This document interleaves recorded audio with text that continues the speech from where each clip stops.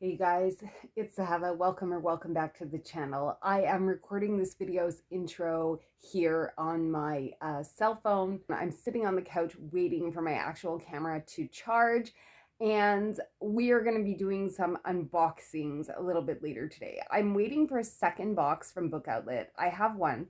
I'm waiting for a second one to come in today. So when it gets here, we're going to do that video, open everything up together. In the interim, I wanted to bring you guys up to speed on what it is that I have been doing and what it is that I have been reading. But before we do that, I want to show you my TBR cart. So right now my TBR cart is actually in my living room. It is a 4-tiered cart, like one of those crafting carts, and the top one, the top shelf actually has books that don't fit on the lower tiers because they're just too tall. Unfortunately, the books won't go into the cart too deep. So I have to put them in kind of this way. And then where they don't fit, I put them in facing this way to kind of get some other ones, like as many as I can, into the cart. But that's basically what the TBR cart looks like for now. So things are no longer living in a box, which I'm super happy about. And now I can clearly see all of the books that I have, and it makes choosing books to read so much easier than having to go through everything in the cart. So that's basically the story with the TBR cart. Now, what am I reading? We're back on the sofa, just holding up my cell phone in my arm right now. Not the greatest setup, but enough to let you guys know what I'm reading. So the first book I want to show you, since it's nonfiction November, is The Secret Life of Lobsters. This is by Trevor Corson. And basically, it tells you all about the life and science, chiefly of the lobsters in Maine. So it's really interesting. It's basically how fishermen and scientists are unraveling the mysteries of our favorite crustacean. So super interesting, but quite honestly, I can't read it more than a few pages at a time because it tends to kind of bore me and put me to sleep a little bit.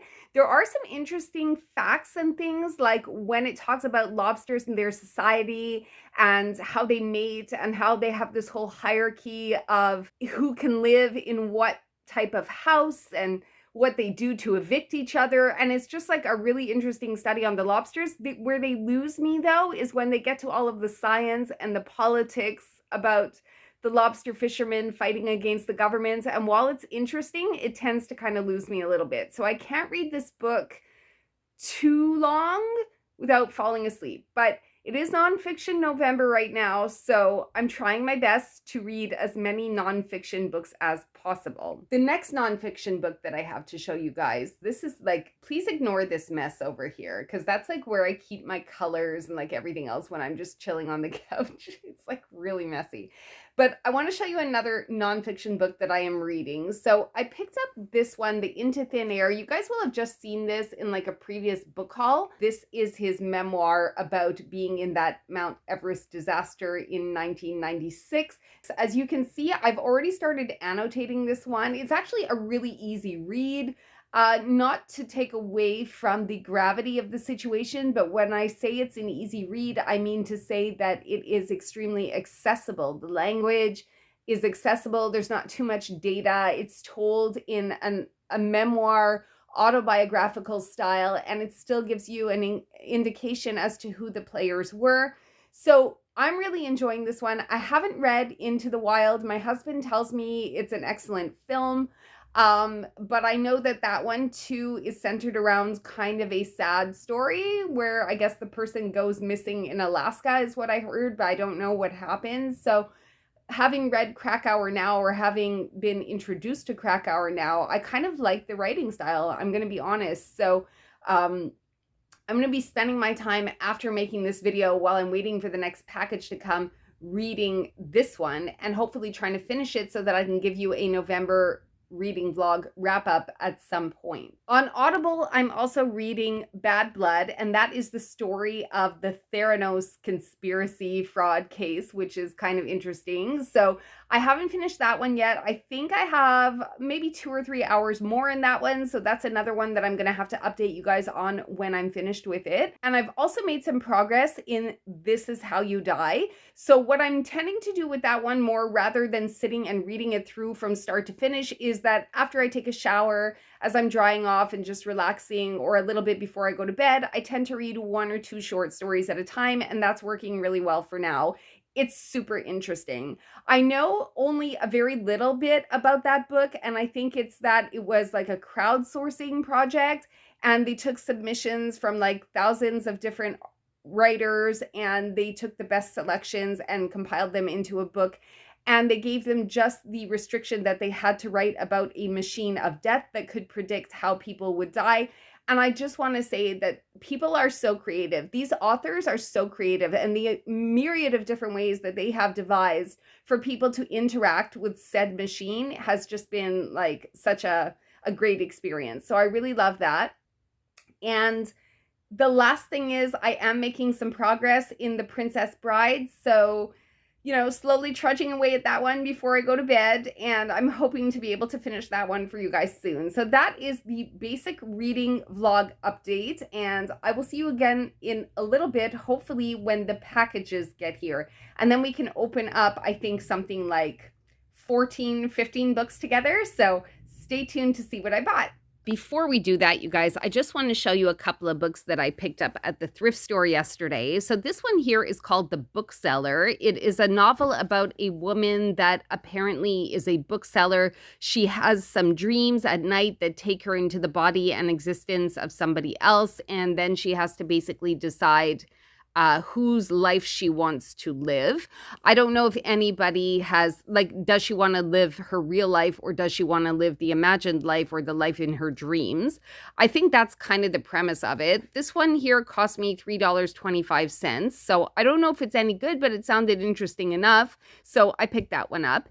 And then for the same price, $3.25, I picked up a copy of The Memory Keeper's Daughter, again at a thrift store. I didn't take any footage of that one, but I just wanted to show you guys these two books. And then that is my one box from Book Outlet that we are going to open. Don't look at the mess in my living room. See that? See that? Don't look at any of that.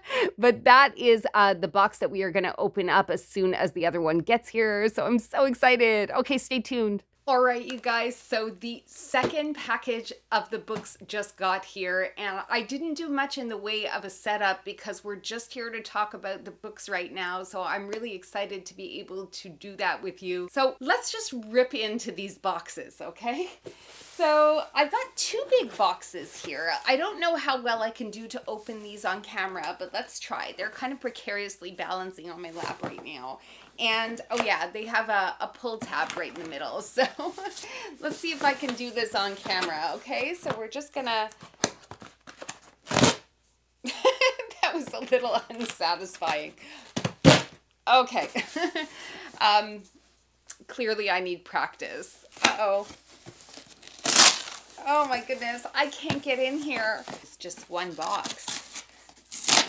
And I have so much paper to pick up after. Okay, I think I have it now. All right, so let's, oh, nope. All right, I've got it. It took a minute, but I have it. All right, so let us get into this book. Okay, so this is actually something that I didn't have in the last one. It is a $10 off coupon code, which is great. I didn't have this in the last one. There's a coupon code on the back, but it says $10 off your next order, which, by the way, reminds me that if I refer my friends, you guys get $5 and I get $5 in terms of a coupon code off the next order. So if you'd like to get a $5 coupon and help support this channel for me as well, and I would also get a coupon, the link for that is actually down below in the description for these Book Outlet books. So yeah, I meant to tell you guys about that, but I totally forgot. So it's probably a good thing that they gave me this postcard. So I'm going to keep this because I'm definitely going to use that $10 off coupon. Let us get into the first book in box number 1. So the first one I'm going to show you guys here is called After the Forest by Kel Woods. It is a hardcover, and this one here is a little bit of a fractured fairy tale, I think, or a retelling. 20 years after the witch in the gingerbread house, Greta and Hans are struggling to get by. Their mother and stepmother are long dead, and Hans is deeply in debt from gambling, and the countryside lies in ruin, its people starving in the aftermath of a brutal war.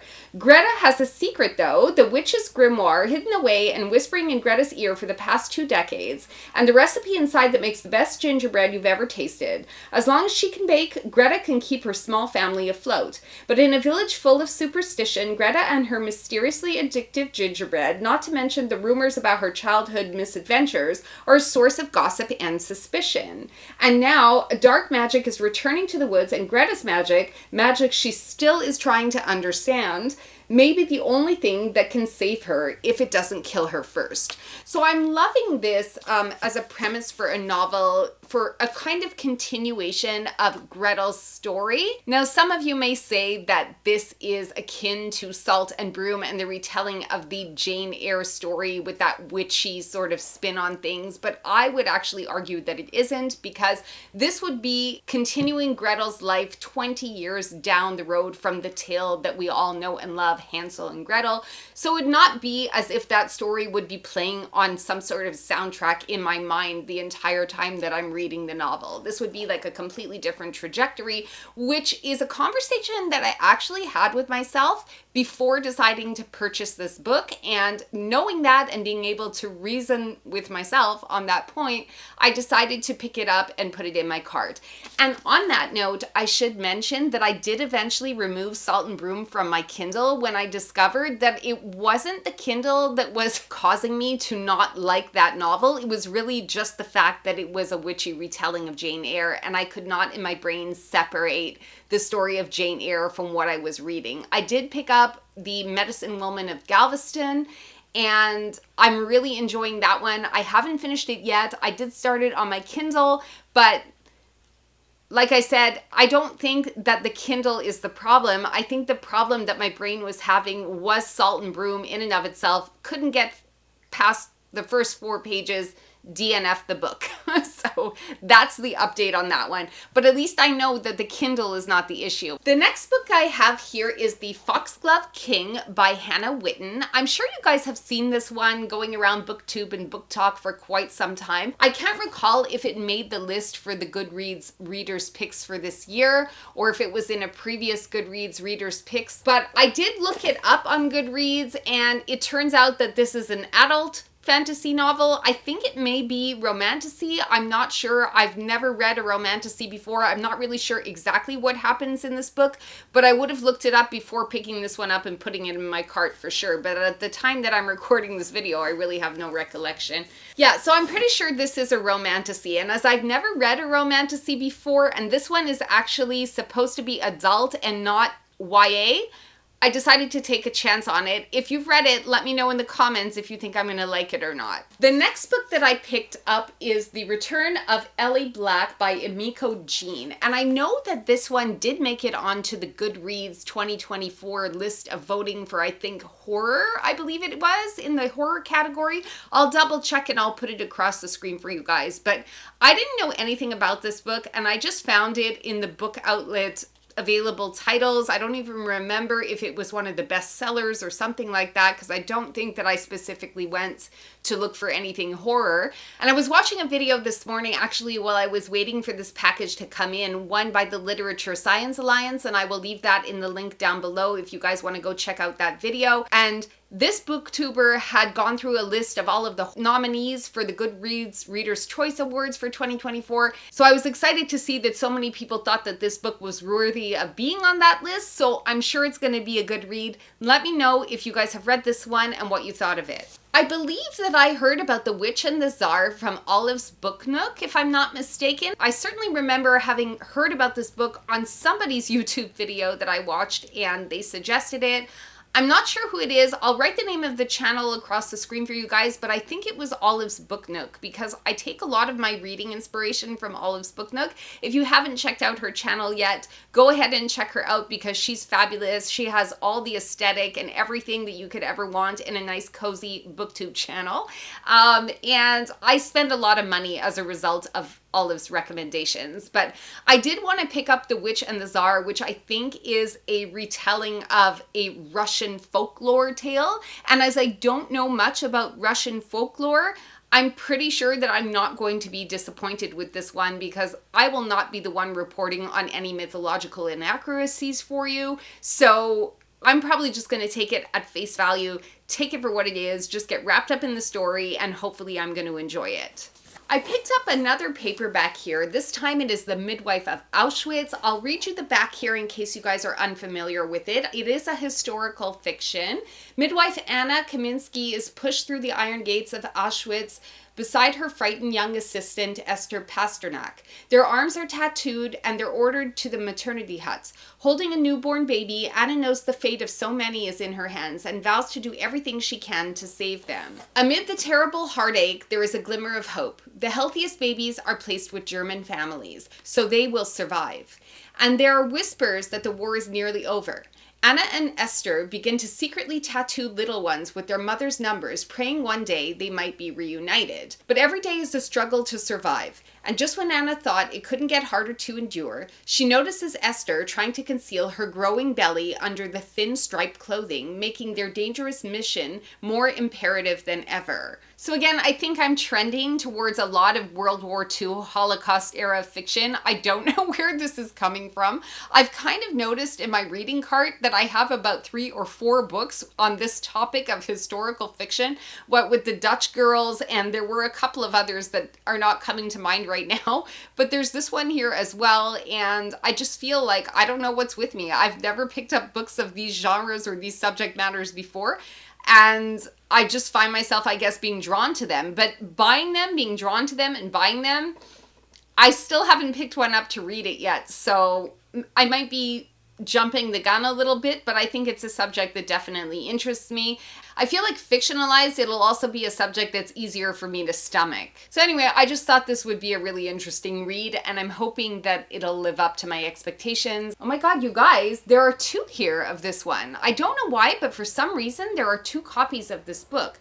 I'm gonna have to go check and see if I ordered 2 copies of this book or if they sent me this as a mistake and maybe I was not supposed to get this, because that's a little weird. Okay, and the last book in this box here is Starter Villain. Now, this was a book that I actually found at the bookstore, and I looked at it and I read the little blurb on the back, and I decided, I'm probably not gonna like this because the little blurb on the back honestly didn't really sound that interesting to me at the time that I was in the bookstore. And that was at the same time that I picked up the book, which I actually DNF'd, called Rabbits, if you guys remember. And I was like, yeah, Rabbits sounds super interesting. I'm going to pick up that book and I'm going to love it. And in the end, I DNF'd Rabbits. But I heard that this book here is really good as well. And of course, the cover, right?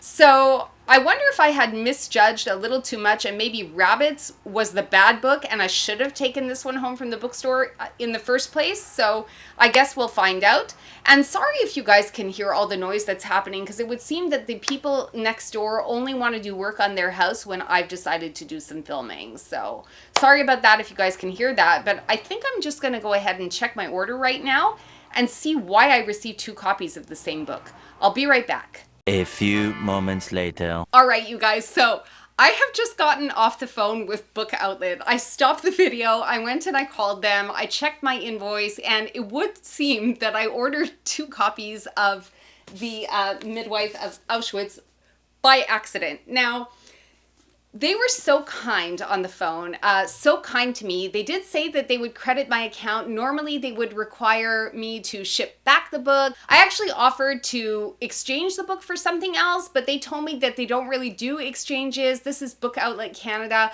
and they said they don't really do exchanges and that normally I'd be required to ship the book back to them, but they would make an exception this time and they were prepared to refund my credit card because I totally owned the fact that I made that mistake. And they said that they would just apply a credit to my account as a one-time exception and that there would be no need to return the book. And so I have now 2 copies of The Midwife of Auschwitz. So what I would like to do is I would like to mail one of these books off to you guys because I certainly don't need 2 copies of this book. So I think that what I'd like to do is I would like to put out a contest to you guys in Canada and in the USA. So Canada and USA only, please, because it's expensive to ship books overseas. So if any of you guys want to enter into the contest to win this book, all you need to do is leave a comment down below that you'd like to be entered into the contest, like the video, and subscribe to the channel, and I will pick a winner within a week's time of this video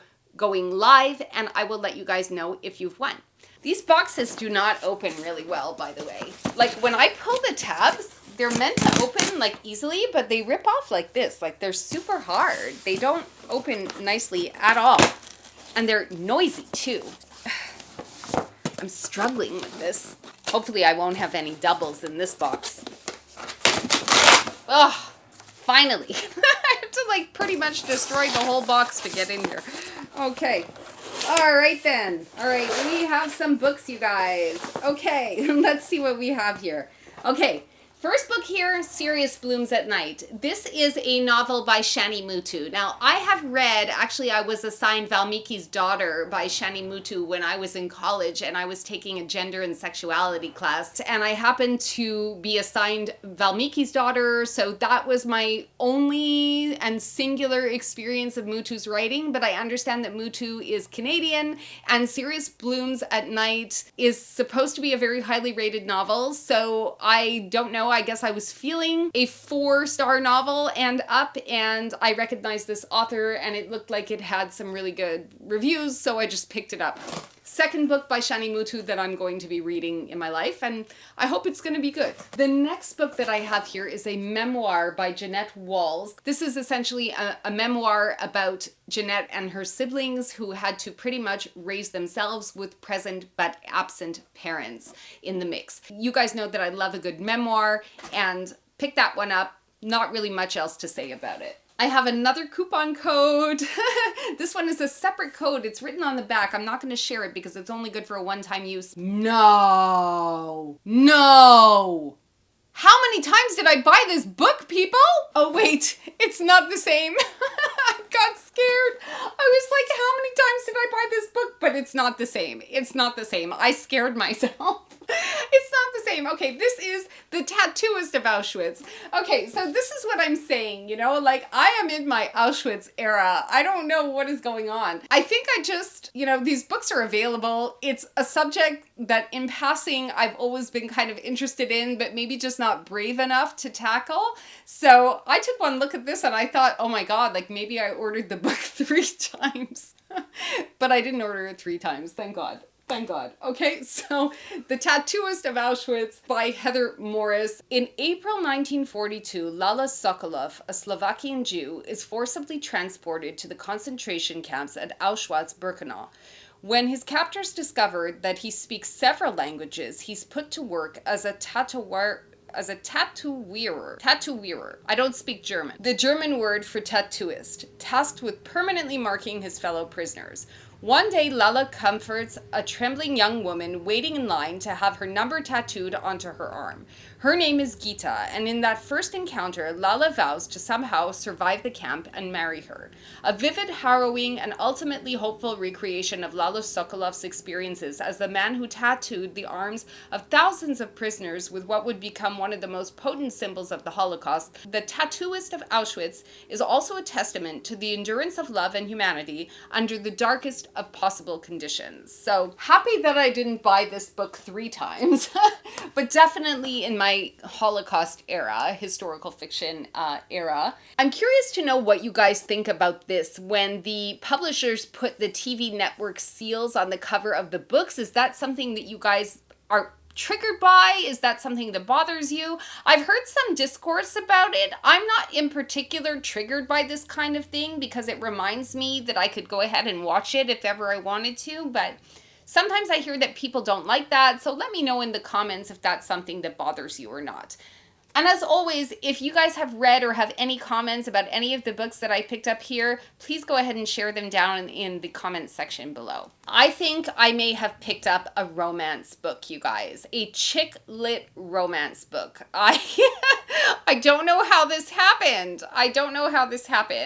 Maybe I just like the bright yellow cover. I feel like they all kind of blend into each other at one point or another. Or maybe I was just saying to myself, before I go ahead and condemn an entire subgenre of fiction, I'm going to at least give it a good solid chance. So I think that this one ended up having some good reviews, and I just decided, what the heck, take the plunge.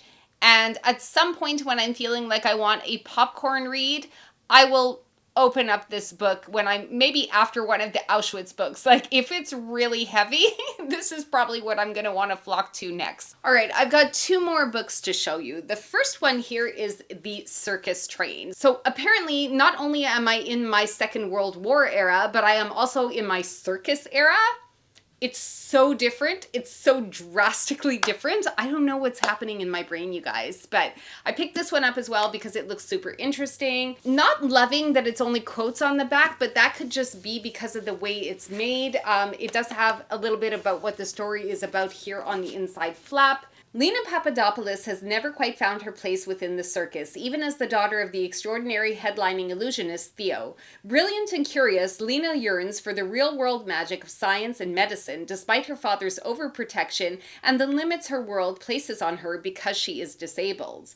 Her unconventional life takes an exciting turn when she rescues Alexander, an orphan with his own secret and mysterious past. As their friendship flourishes over several years and Alexander trains as the illusionist's apprentice, World War II escalates around them.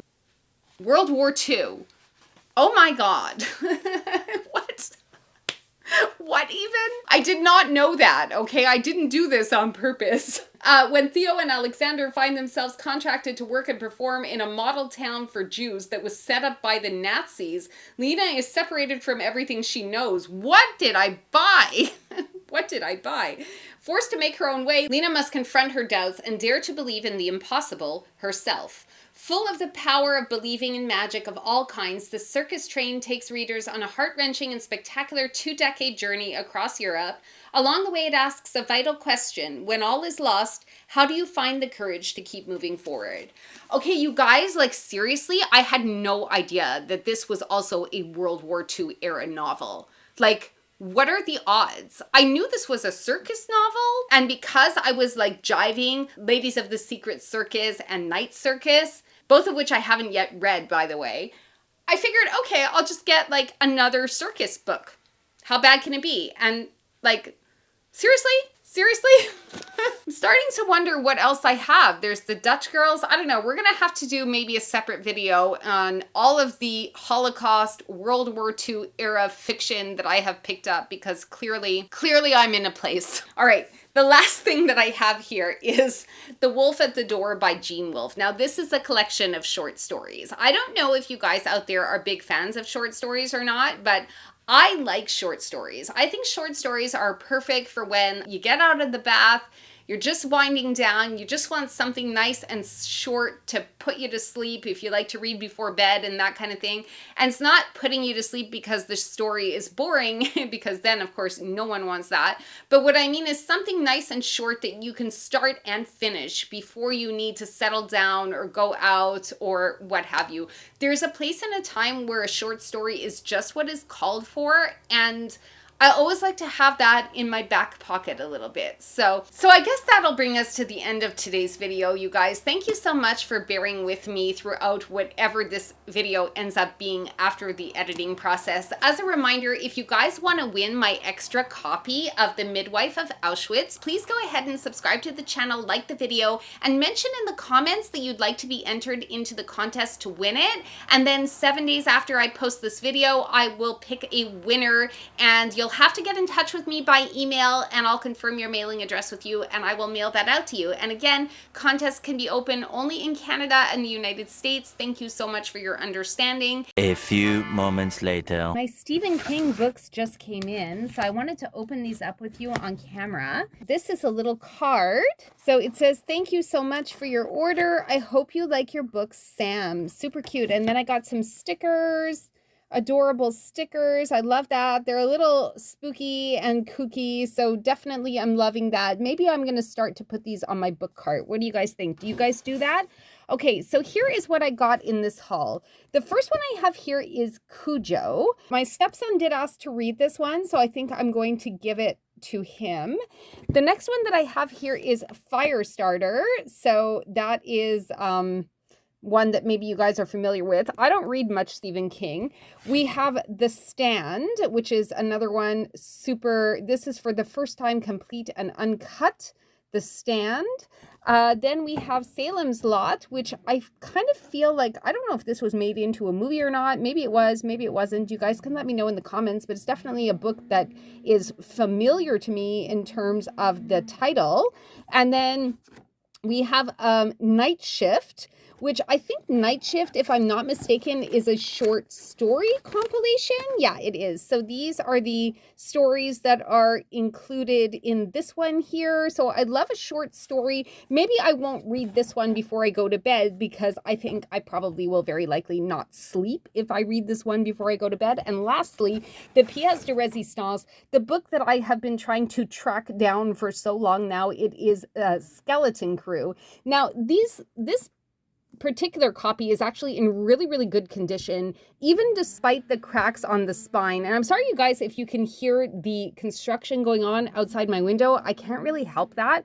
But yeah, so this one here, just to let you guys know, is worth some money. It's worth some money because next year, the 40th edition, 40th anniversary of Skeleton Crew is actually coming up next year. And they have done away, this copy with this cover is like impossible to find anywhere. Keep your eyes out if you guys are looking to make some money and flip some books for these older vintage copies of Skeleton Crew, because soon, next year, when they release the 40th anniversary edition, these will be impossible to find. And because they're vintage, they're worth some money. I think I saw them worth like $25 each on eBay, which is why I was stoked to get all these 6 books for the $35 that I picked them up for on Poshmark. So happy about that. Now, I promised I would let you guys know which story it was that I got this book for, because it was a story that I read when I was younger, and it like completely